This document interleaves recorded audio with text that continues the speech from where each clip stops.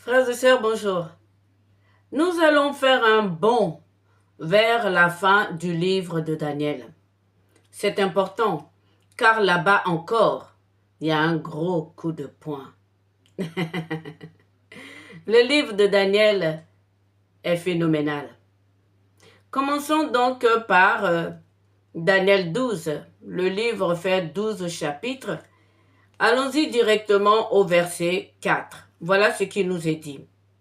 Toi, Daniel, tiens secrètes ces paroles et scelle le livre jusqu'à la fin des temps. Plusieurs alors le liront et la connaissance augmentera. J'ai lu ce livre. Vous aussi, vous l'avez lu. Qu'est-ce que cela signifie? C'est que nous sommes à la fin des temps. Mais continuons. Et moi, Daniel, je regardais, et voici deux autres hommes se tenaient debout, l'un en deçà du bord du fleuve, et l'autre au-delà du bord du fleuve. L'un d'eux dit à l'homme vêtu de lin, qui se tenait au-dessus des eaux du fleuve, « Quand sera la fin de ces prodiges ?» Voilà ce dont on va parler dans cette vidéo. Quand sera la fin de ces prodiges? Ce monde, frères et sœurs, est un monde de prodiges. Tout ce que vous voyez autour de vous, tout ce que nous vivons, ce sont des prodiges aux yeux des anges.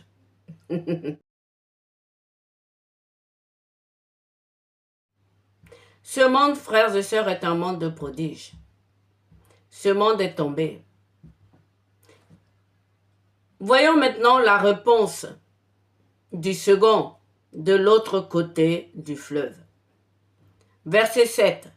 Et j'entendis l'homme vêtu de lin qui se tenait au-dessus des eaux du fleuve. Il leva vers les cieux sa main droite et sa main gauche, et il jura par celui qui vit éternellement que ce sera dans un temps, des temps et la moitié d'un temps, et que toutes ces choses finiront quand la force du peuple saint sera entièrement brisée. Frères et sœurs, dans cette vidéo, nous allons parler de ce temps. Un temps, des temps et la moitié d'un temps. C'est un coup de poing pour beaucoup de chrétiens. Pour moi-même, c'est un gros coup de poing. Attachons donc notre ceinture et envolons-nous au pays des merveilles. Commençons par un temps. Ce temps pour vous, qu'est-ce que c'est? Ce temps, c'est le temps d'Israël. Israël, pour Dieu, ne fait pas partie de ce monde.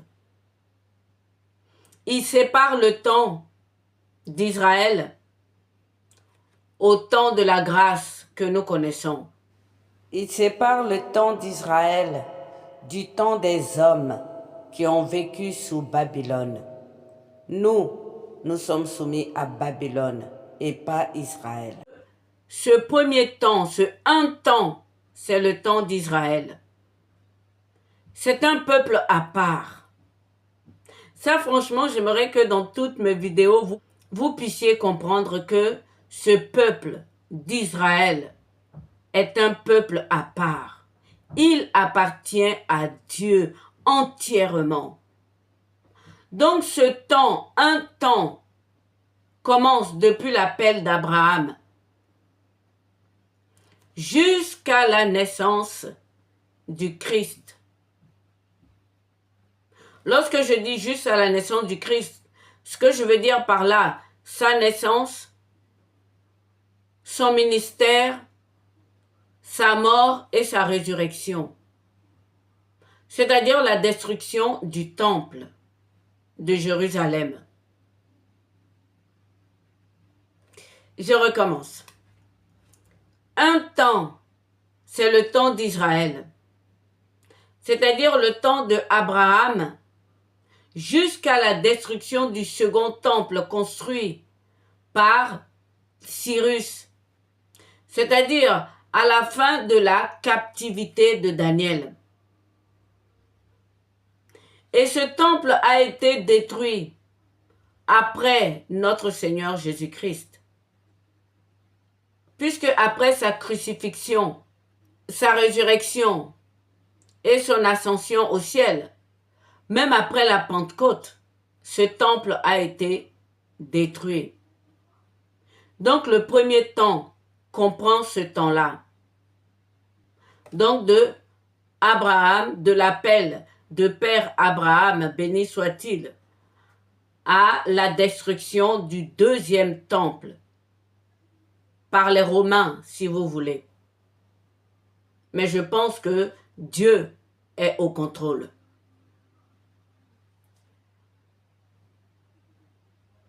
Quel était le but de ce premier temps, frères et sœurs? C'était l'avènement de notre Seigneur Jésus-Christ. Et les Israélites, les Hébreux, l'ont accompli d'une manière ou d'une autre, avec des larmes, des souffrances. Mais Jésus-Christ est venu au milieu de nous. Donc, lorsque l'ange dit que ce sera dans un temps, il parle bien de ce temps-là, du temps d'Abraham, jusqu'à la destruction du temple. Et ce temps-là, frères et sœurs, c'est le temps de Israël, des Juifs, des Hébreux.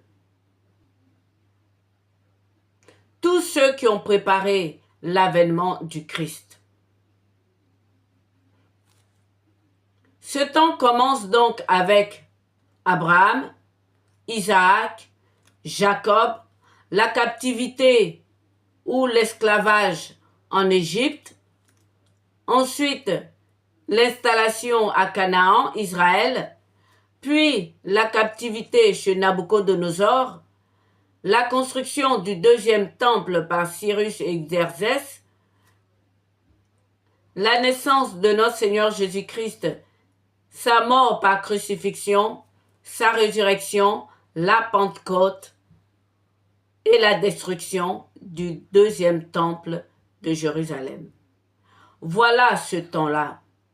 Et c'est un temps où les Juifs ont beaucoup travaillé, frères et sœurs. Ils ont commencé d'abord par faire des sacrifices. Dieu s'est révélé à eux sur la montagne du Sinaï et leur a demandé de construire un tabernacle semblable à celui du ciel, mesure par mesure. Ensuite, Israël nous a donné beaucoup de prophètes, beaucoup de saints, comme Daniel, comme Zacharie, comme Isaïe, comme Joël, etc. Ils nous ont même donné les 12 apôtres. Et donc, je peux dire là que le temps dont parle ici l'ange, c'est le temps de l'appel de Abraham au temps apostolique. Avant le temps apostolique. Et oui, apostolique veut dire après les apôtres. Ensuite, il continue. Il dit des temps. Ces temps-là, c'est ce que nous vivons en ce moment, frères et sœurs.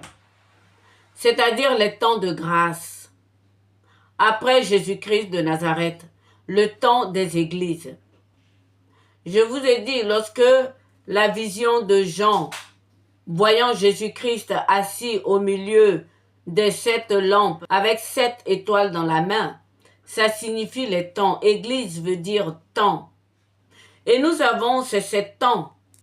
Et donc dans la vision du Fils de l'homme, dans l'Apocalypse, Jésus demande d'écrire à 7 églises dans le futur. Et ces 7 églises représentent des temps. Nous avons eu Éphèse, Smyrne, Pergame, Thyatire, Sardes, et nous sommes maintenant au temps de Philadelphie.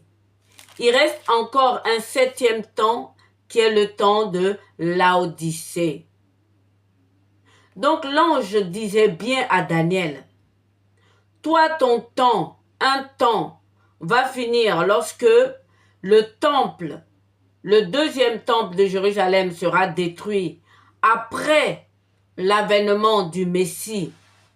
Et des temps, ce sera des temps après les apôtres, les temps des églises, les 7 temps que je viens de citer.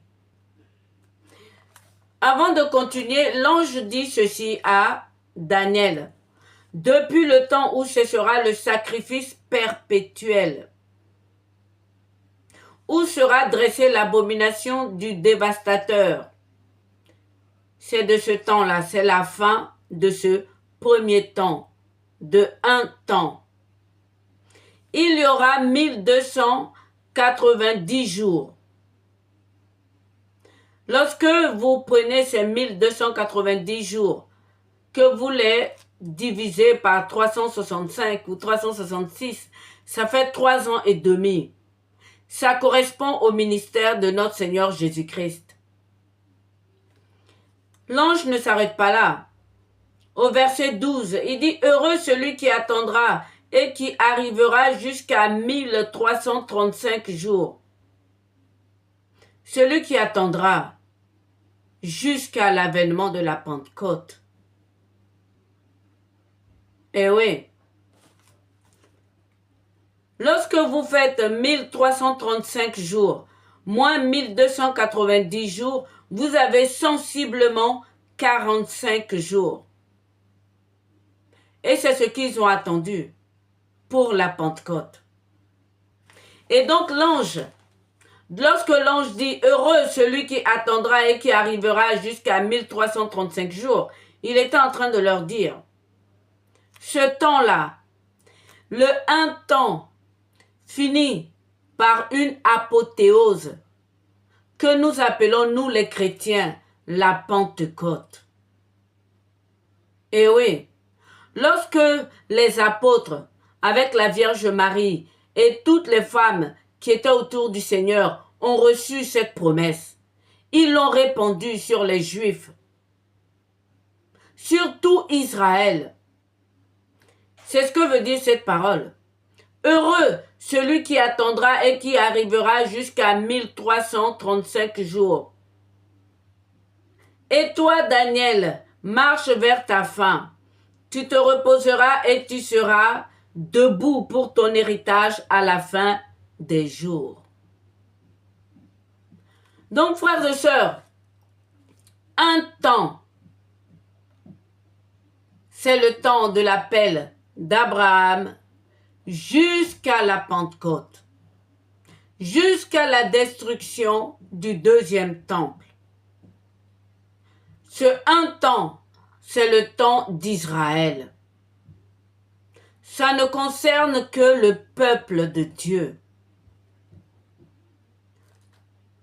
Leur esclavage en Égypte, leur captivité chez Nabuchodonosor, jusqu'à la construction du 2e temple pour attendre la venue du Messie. Le vieux Siméon attendait cette venue de Jésus-Christ. Le temple a fonctionné, bien que ce ne soit pas un bon temple, parce qu'il fallait que Jésus-Christ vienne là et qu'il le rejette et qu'il soit crucifié en dehors du temple pour que l'écriture soit accomplie. Maintenant, voyons voir les temps.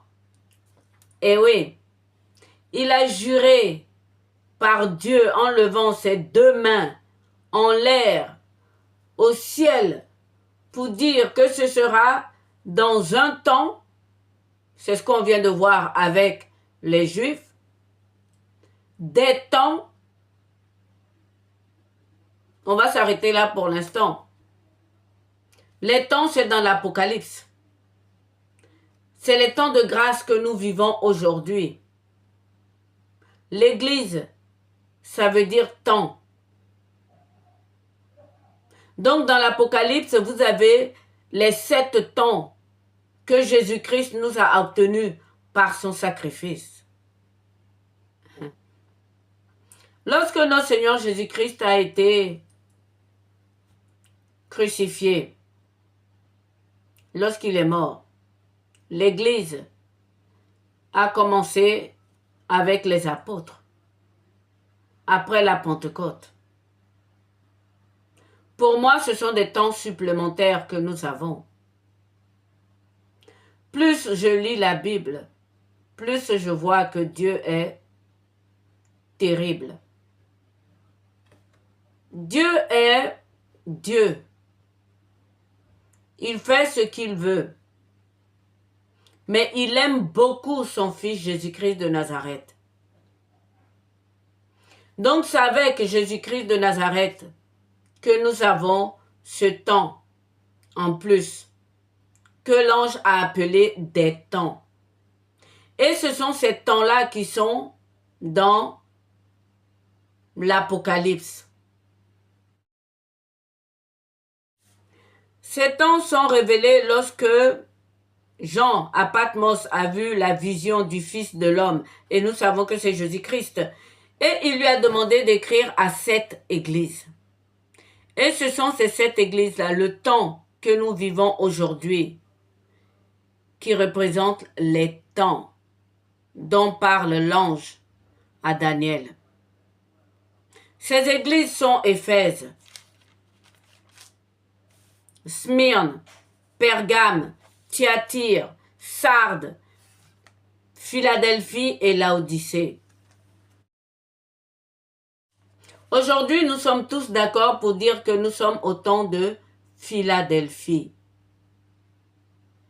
Donc, il reste encore le temps de Laodicée. Philadelphie, c'est ce temps de fer qui a commencé avec l'Amérique, avec les protestants évangéliques. Et donc, cette évangélisation continue jusqu'en Afrique. Et l'Asie et l'Inde, pour que la terre entière reçoive la bonne nouvelle de l'Évangile. Nous sommes vraiment au temps de Philadelphie, frères et sœurs. Et même l'Église catholique a eu un signe par rapport à ça. Le pape est américain. Dieu gère, Dieu est au contrôle. Il a déjà tout accompli lorsqu'il a créé le monde avec ses 6 paroles. Et son Fils également est venu accomplir les 7 temps. Dieu est au contrôle. Dieu, Père, Fils et Saint-Esprit sont au contrôle. Maintenant, l'ange ne s'est pas arrêté là. Là où c'est un gros coup de poing, frères et sœurs, c'est la moitié d'un temps. C'est le millénarisme. Alors donc, vous savez qu'il reste donc la moitié d'un temps. Lorsque je disais à l'introduction qu'il y avait un coup de poing, c'est là où se trouve ce gros coup de poing. La moitié d'un temps correspond au millénarisme. Ah, je vais décevoir beaucoup de personnes aujourd'hui. Le millénarisme ne se passe pas sur terre. Jésus-Christ ne reviendra pas sur terre faire 1000 ans, repartir et revenir après pour l'Armageddon. Ce n'a pas de logique. C'est là le gros coup de poing. Soyons un peu sérieux. Voici la réponse de l'ange. Je reprends pour vous. Un temps, des temps et la moitié d'un temps. La moitié de un temps. La moitié du temps dû à Israël. Frères et sœurs, Israël a beaucoup travaillé pour le Seigneur Jésus-Christ, pour son avènement. Depuis l'appel de Abraham, Dieu lui a fait voir que le Messie allait arriver. Abraham, Isaac, Jacob, sans compter toutes les souffrances qu'ils ont eues, les sacrifices qu'ils ont faits pour Dieu, ils sont tous morts. Ils n'ont pas vu le Messie de leurs yeux. Ils l'avaient perçu de loin, parce que la plupart étaient des prophètes. Et donc, lorsqu'ils sont morts, ils sont allés dans les abîmes. Dieu est très puissant, frères et sœurs. Vous allez comprendre pourquoi. Lorsque cette sorcière a fait revenir le grand prophète de Dieu à l'appel du roi Saül, je veux parler du prophète Samuel. Il s'est présenté tout de suite à la sorcière, mais il était vêtu de blanc. Donc forcément le blanc, vêtu de blanc, c'est-à-dire entouré de la lumière de Dieu dans les abîmes, ça doit quand même faire craindre les anges qui sont attachés dans les abîmes. Je veux parler des anges déchus. Et même Satan et le dragon ne s'approchaient pas d'eux.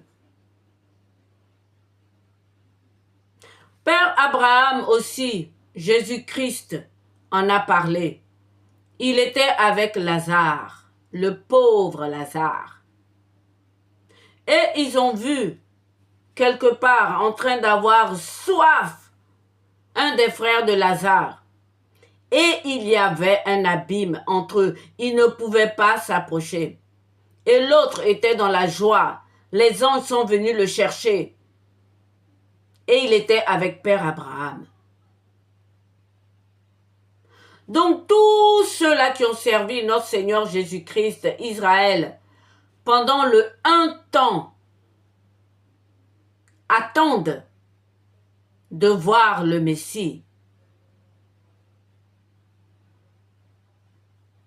La moitié d'un temps, c'est la moitié, c'est-à-dire le reste de leur temps à eux.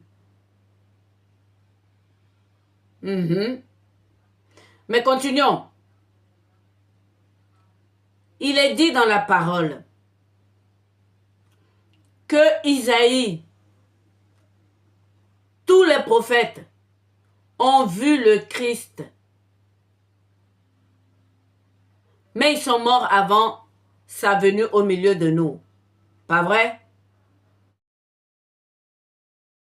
Mais continuons la vidéo. C'est extraordinaire ce que Dieu fait.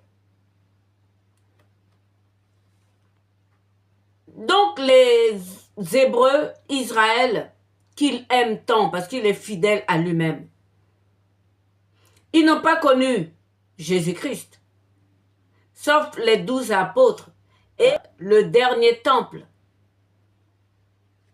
Ça, c'est la première chose. Mais la deuxième chose, c'est que le Christ est venu ouvrir le ciel. Le Christ est venu ouvrir les 3 cieux. Il n'y a pas longtemps, nous avons fêté dans l'église catholique l'ascension du Christ.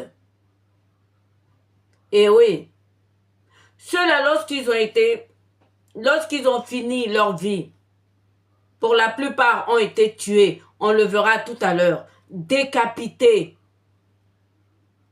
Ils sont morts, ils ont été enterrés et on les voit dans les abîmes.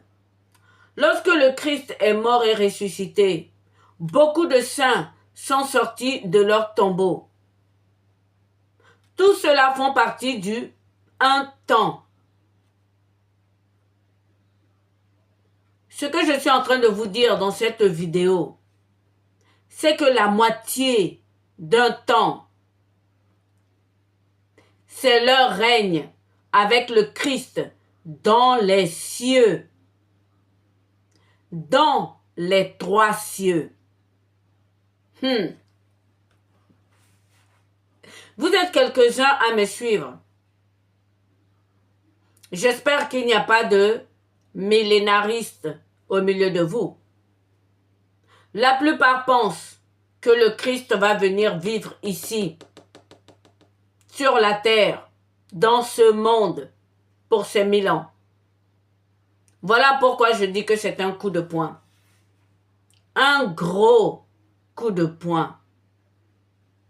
L'ange dit un temps, des temps et la moitié d'un temps. La moitié d'un temps, c'est la moitié du un temps.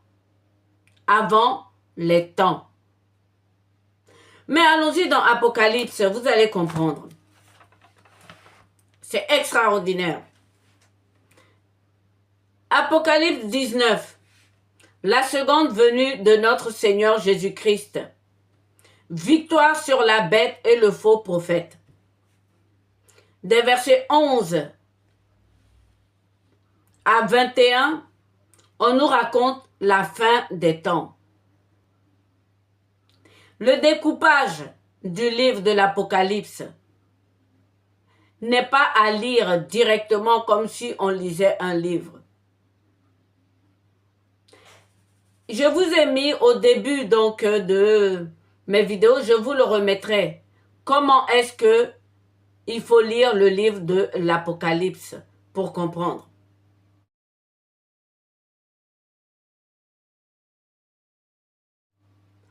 Donc, il y a une louange dans le ciel. C'est les noces de l'agneau. Puis je vis le ciel ouvert et voici parut un cheval blanc. Celui qui le montait s'appelle fidèle et véritable. Et il juge et combat avec justice. C'est la description de notre Seigneur Jésus-Christ. Ses yeux étaient comme une flamme de feu. Sur sa tête étaient plusieurs diadèmes. Il avait un nom écrit que personne ne connaît si ce n'est lui-même. Il était revêtu d'un vêtement teint de sang. J'ai déjà fait une vidéo là-dessus. Son vêtement est teint de sang. Le sang de sa crucifixion. Son nom est la parole de Dieu. Les armées qui sont dans le ciel le suivaient, sur des chevaux blancs, revêtus d'un fin lin pur. Les armées qui sont dans le ciel le suivaient. Frères et sœurs, lorsque Jésus-Christ est monté au ciel, il était seul. Est-ce que là, on parle des anges? Ou on parle aussi des hommes? Je vous signale que notre Seigneur Jésus-Christ s'est fait homme et non ange. Il est Dieu. Il est tout puissant. Je vous le répète à chaque fois. Ne le prenez pas pour votre copain. De sa bouche sortait une épée aiguë pour frapper les nations. Il les pètera avec une verge de fer et il foulera la cuve du vin de l'ardente colère de Dieu Tout-Puissant. Ça, ce sera à la fin. À chaque fois dans l'Apocalypse, dans tous les livres d'ailleurs, hébraïque, hébreu, la Bible. Il commence d'abord par la fin pour venir ensuite expliquer la suite. On nous dit ce qu'il va arriver à la fin. Et il foulera la cuve de vin de l'ardente colère du Dieu Tout-Puissant. Il avait sur son vêtement et sur sa cuisse un nom écrit « Roi des rois et Seigneur des seigneurs ».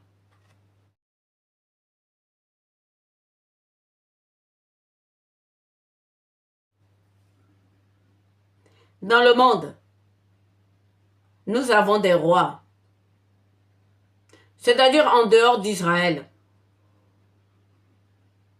Roi Pharaon, roi Nabucodonosor, roi Xerxès, roi Angleterre, roi du Ghana, roi...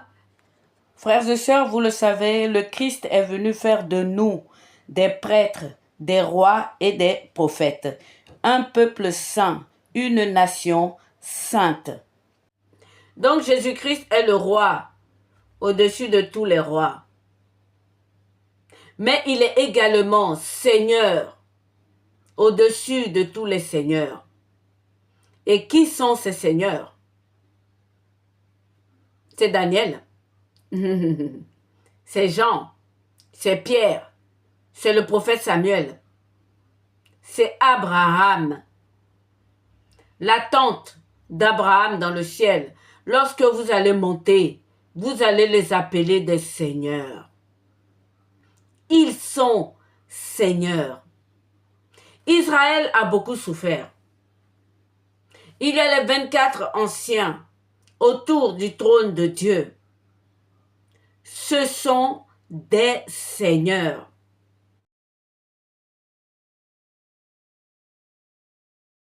Et nous sommes des rois.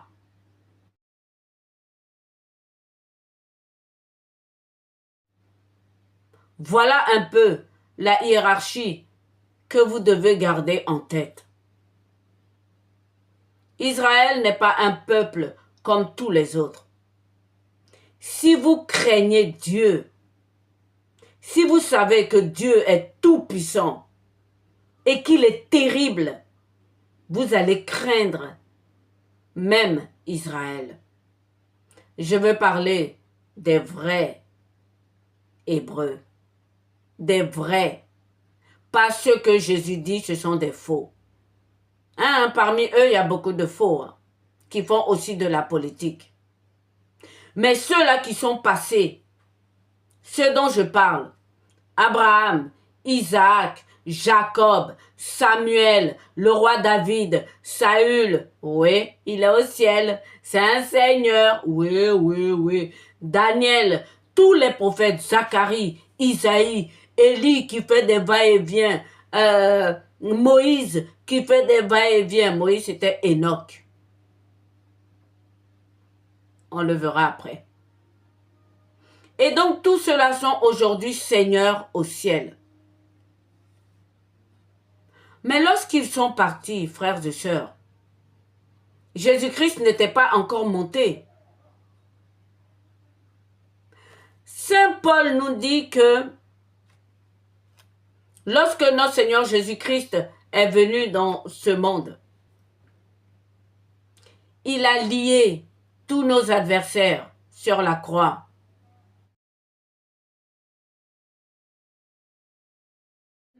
C'est ce qui est dit dans Colossiens. Ça, c'est ce qu'il a fait dans ce monde. Et donc après, quand il est monté au ciel, c'est toujours Saint Paul qui nous parle.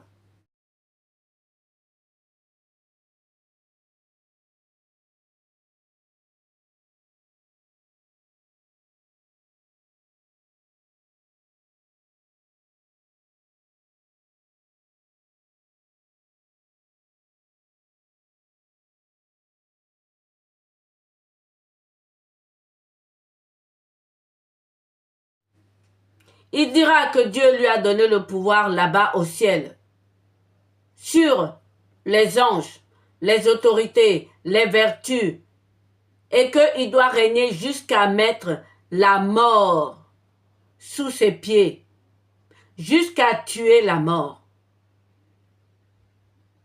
Donc, lorsque notre Seigneur Jésus-Christ est ressuscité et qu'il est monté dans cette ascension, Dieu lui a donné le pouvoir. Voilà pourquoi la description du Fils de l'homme de la vision fait peur. Il n'est plus celui que nous connaissons. Ses cheveux blancs, ses yeux de feu. Il a une puissance spirituelle incroyable, puisqu'il se tient devant lui et il parle au temps de Laodicée.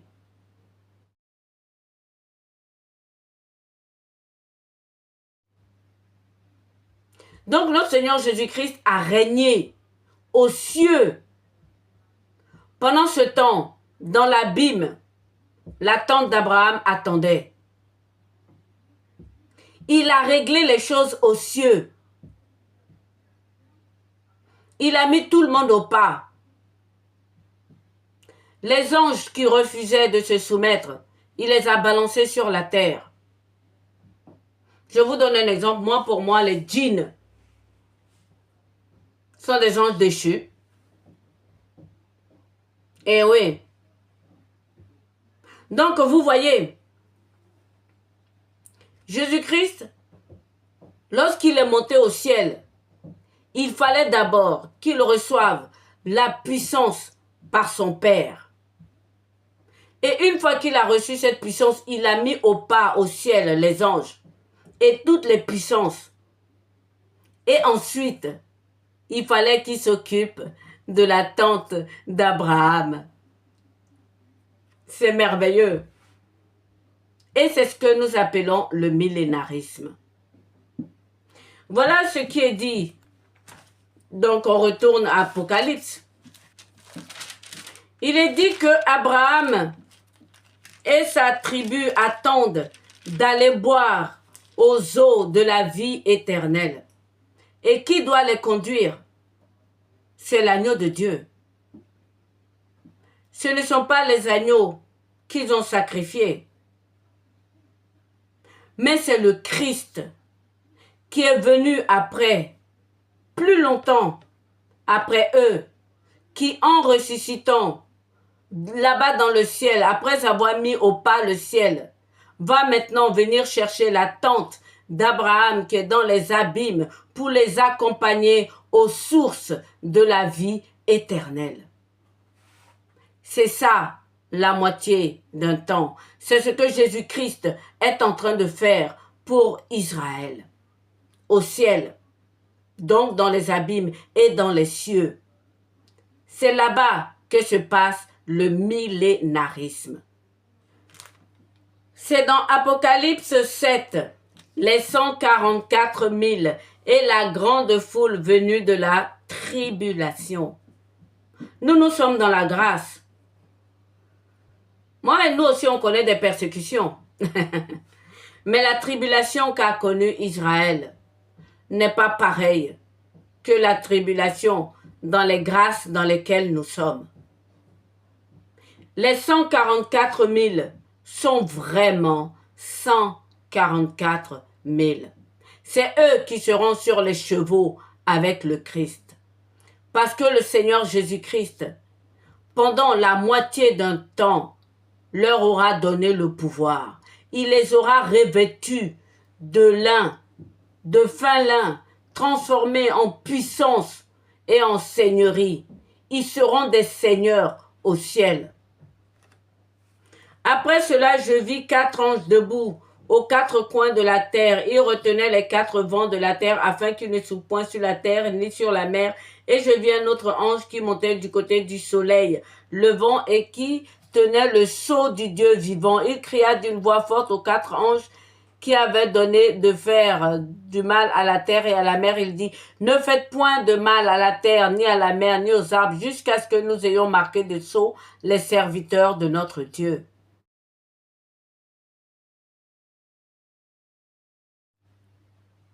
Verset 4. Et j'entendis le nombre de ceux qui avaient été marqués du sceau. 144 000 de toutes les tribus des fils d'Israël. Eh oui, je suis désolée. Ça ne veut pas dire que les autres ne sont pas sauvés. Hein. Ils sont tous sauvés. Je vous dis que Israël est sauvé. Mais les seigneurs, eux-mêmes, le peuple Israël, ils reconnaissent leur Seigneur. Pourquoi ce n'est pas nous qui n'allons pas les reconnaître? Qui va se comparer à Père Abraham?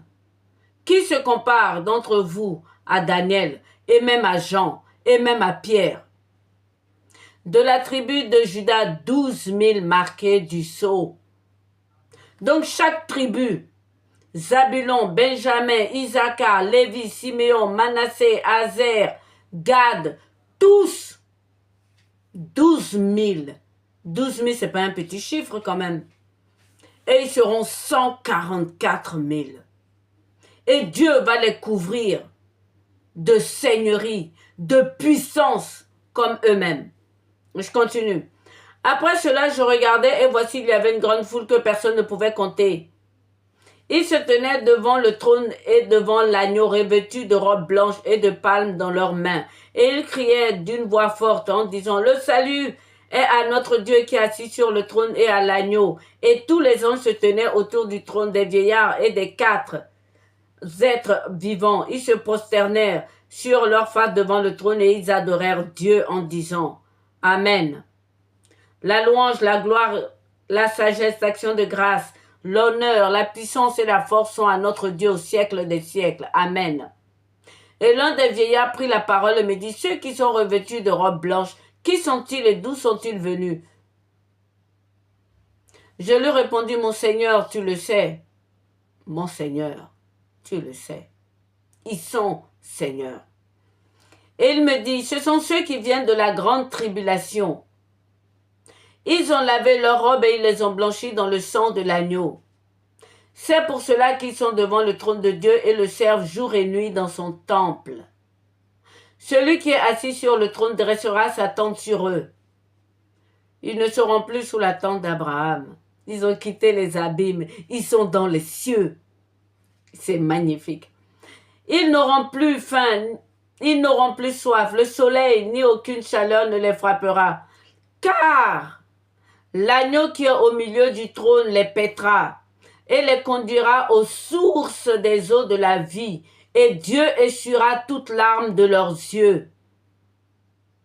Donc la tente d'Abraham, qui ont espéré en Jésus-Christ, attendait sa résurrection, sa montée au ciel, son règne au ciel, pour que eux, ils soient conduits aux sources des eaux de la vie.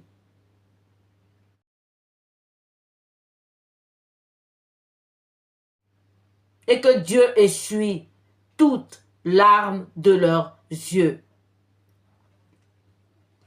Nous, on pleure. Mais eux, ils ont vraiment pleuré. Mais continuons, ne nous arrêtons pas là.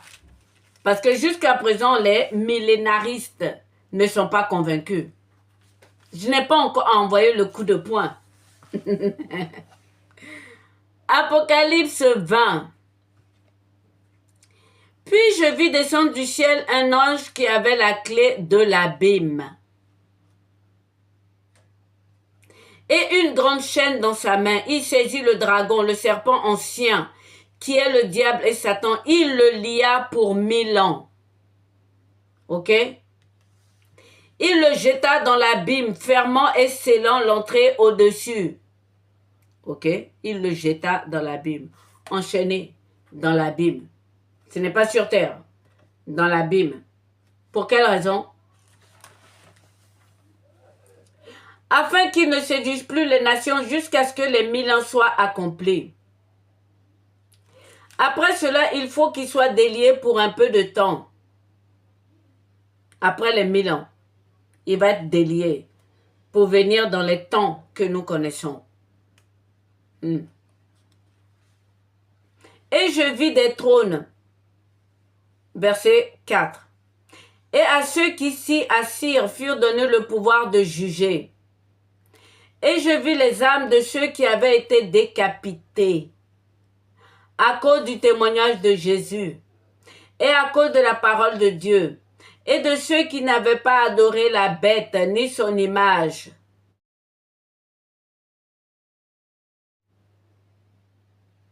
La bête, c'est Babylone. Je vous signale que la bête de l'Apocalypse 13 n'est que les orteils. Les Juifs, Daniel ne s'est pas prosterné devant Babylone. Je continue. Et qui n'avaient pas reçu la marque sur leur front et sur leurs mains. Ils revinrent à la vie et ils régnèrent avec Christ pendant 1000 ans. Ils revinrent à la vie. À la résurrection du Christ, il est dit qu'il y en a beaucoup qui sont sortis de leur tombeau. On était en Israël.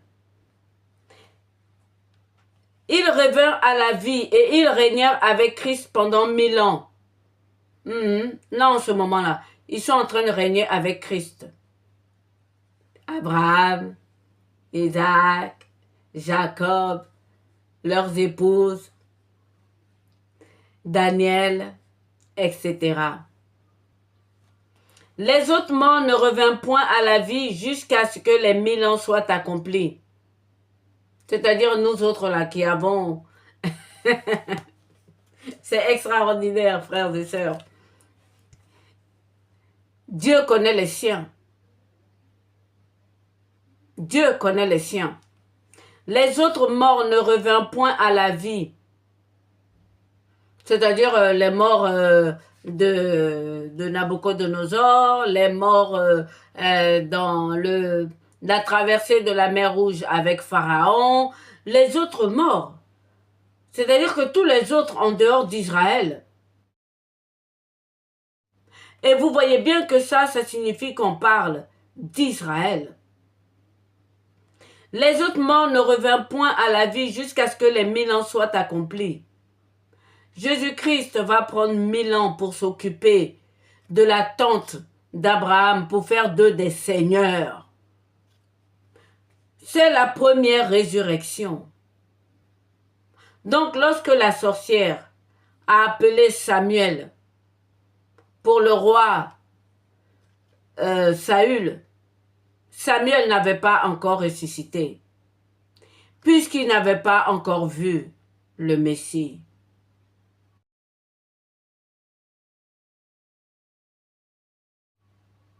Lorsque Jésus-Christ dit « Je suis la résurrection et la vie », il y en a qui pensent « Ah, mais Abraham ne t'a pas connu, mais il est ressuscité. » Non, ils n'étaient pas ressuscités, ils étaient dans l'abîme.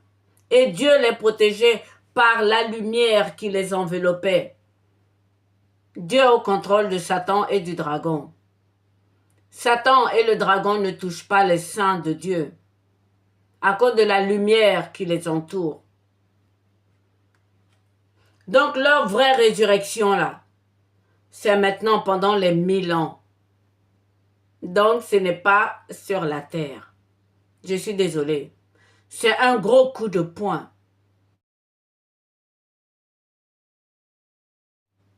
Mais ce n'est pas dans ce monde le millénarisme. Le millénarisme, c'est la moitié d'un temps, c'est-à-dire le reste du premier temps.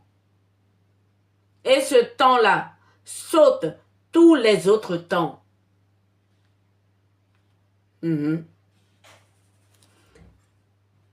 C'est la première résurrection.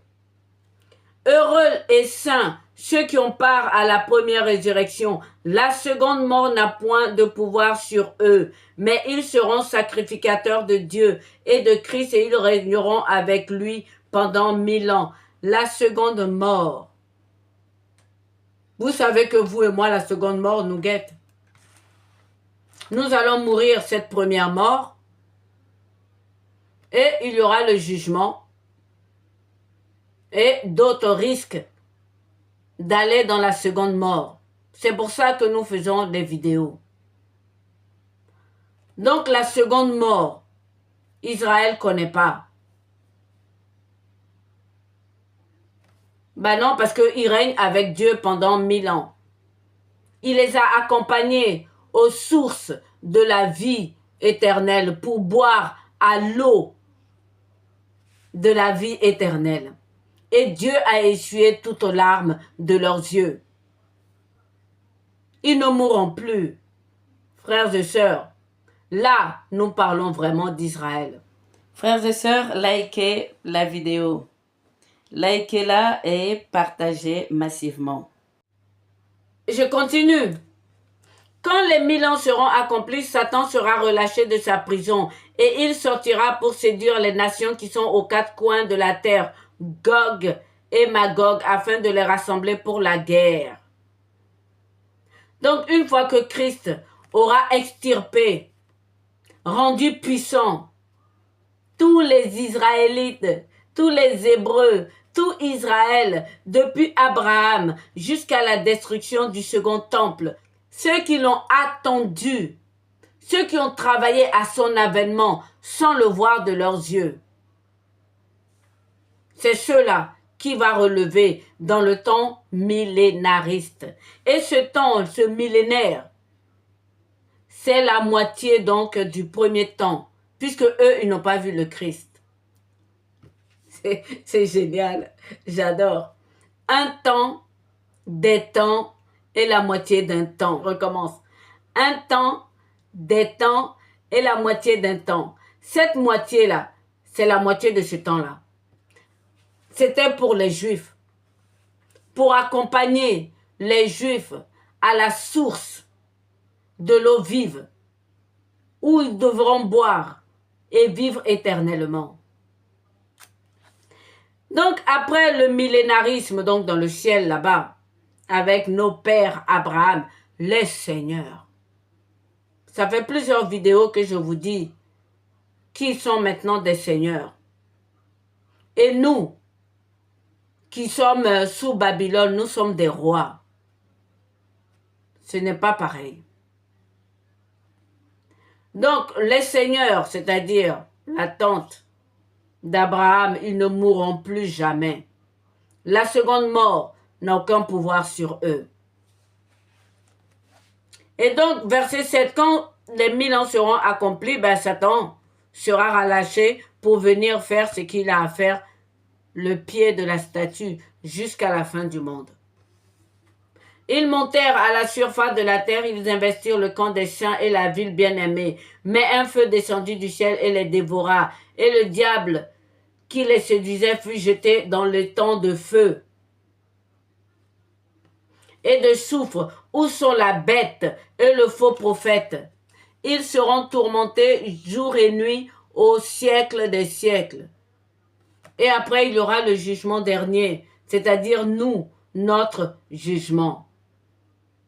Le Christ ne reviendra pas sur la terre, frères et sœurs, pour faire un millénarisme. Le millénarisme, ça se passe au ciel, avec la tente d'Abraham. Donc là, nous étions à Apocalypse 20. Remontons à Apocalypse 19. La même parole que je viens de vous lire est redite dans Apocalypse 19. Verset 20. Et la bête fut prise et avec elle le faux prophète qui avait devant elle les prodiges par lesquels il avait séduit ceux qui avaient pris la marque de la bête et adoré son image. Ils furent tous les deux jetés vivants dans les temps ardents de feu. Et les autres furent tués par l'épée qui sortait de la bouche de celui qui était assis sur le cheval. Et tous les oiseaux se rassasièrent de leur chair. Vous voyez? À la fin de Apocalypse 19, les versets 20, ils reprennent la même chose. À la fin de Apocalypse 20, les versets 9 à la fin. Le millénarisme, ce n'est pas sur la terre. Ouais, je sais, c'est un coup de poing. On aurait bien voulu que ce soit ainsi, mais ce n'est pas le cas. Je suis désolée. Donc, lorsqu'il est dit dans la seconde venue du Christ, donc je remonte un peu à Apocalypse 19, je vous prie de m'excuser. Il faudra regarder ça tout calmement pour pouvoir bien me suivre. Puis je vis le ciel ouvert et voici parut un cheval blanc. Celui qui le montait s'appelait Fidèle et Véritable. Son nom est la parole de Dieu. Les armées qui sont dans le ciel le suivaient sur des chevaux blancs revêtus de fin lin et de blanc pur. Pour moi, frères et sœurs, ce sont les Juifs. Ouais, il y aura des anges parmi eux, mais il y aura aussi des seigneurs. Il y aura aussi Israël.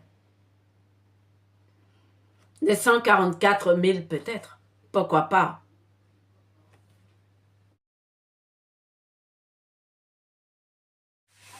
Je suis très émue quand je fais cette... C'est une bombe. Les évangéliques sont persuadés que le millénarisme va se faire sur terre. Non, je ne suis pas d'accord avec ça. En tout cas, moi, je vous donne ma vision. Maintenant, à vous de voir. Donc, je rends grâce à Dieu pour ce qui me découvre de sa parole.